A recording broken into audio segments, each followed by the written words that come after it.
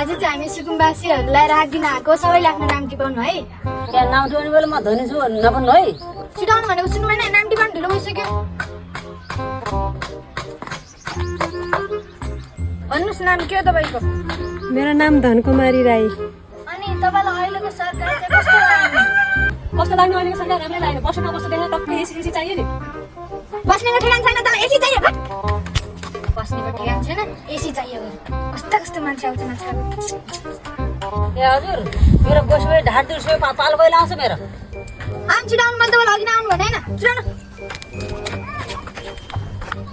अनि नाम के हो तपाईँको? हजुर मेरो नाम अलिक बारी हो।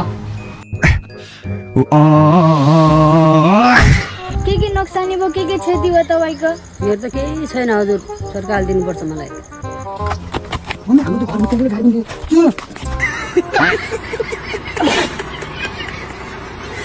सुकुम्बासी भनेको हुकुमबासी आउँछन्।